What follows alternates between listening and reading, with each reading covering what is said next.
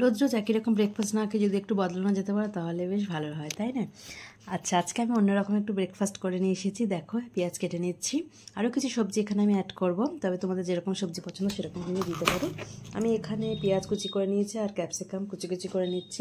তোমরা গাজর দিতে পারো, ফুলকপি দিতে পারো, বাঁধাকপি দিতে পারো, যেরকম সবজি তোমাদের পছন্দ সেরকম দিতে পারো। আমি এখানে টমেটো কুচি করে নিচ্ছি, একটা মিডিয়াম সাইজের টমেটো। আর যেরকম সবজি তোমরা দেবে সেরকমভাবে কিন্তু মানে তোমরা যেটা পছন্দ তোমাদের সেরকম সবজি দিতে পারো। একটু ধনেপাতা কুচি করে নিলাম। তো সমস্ত সবজি আমার কাটা হয়ে গেছে। এরপরে আমি একটা পাত্রের মধ্যে সমস্ত সবজিগুলো নিয়ে নিচ্ছি। এখানে আর একটু কারি পাতাও দিচ্ছি, গন্ধটা বেশ ভালো লাগে, তোমাদের পছন্দ হলে নাও দিতে পারো। ময়দা দিয়ে দিচ্ছি, এখানে 2 কাপের মতন ময়দা আমি দেবো। সবজি পরিমাণ বুঝে ময়দাটা দিচ্ছি। একটু কাঁচা লঙ্কা দিচ্ছি, ঝাল হবে, যদি ঝালটা তোমরা বেশি পছন্দ করো বেশি দেবে, যদি কম পছন্দ করো কম দেবে। আর একটু চালের গুঁড়ো দিয়ে দিচ্ছি 2 চামচের মতো, দিয়ে খুব ভালো করে কিন্তু এটা মিক্স করে নেবো। নুন দেবো শুধু, আরও কিন্তু কোনো কিছু আমি দেবো না এখানে। আর এখানে এই অল্প অল্প করে জল দিয়ে আমি একটা ব্যাটার তৈরি করবো, একটা থিক ব্যাটার হবে, খুব বেশি পাতলা না।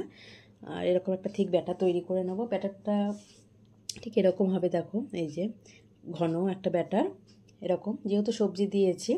আচ্ছা, আমি এখানে তাওয়ায় একটু তেল ব্রাশ করে নিচ্ছি, যে কোনো তেল ইউজ করতে পারো।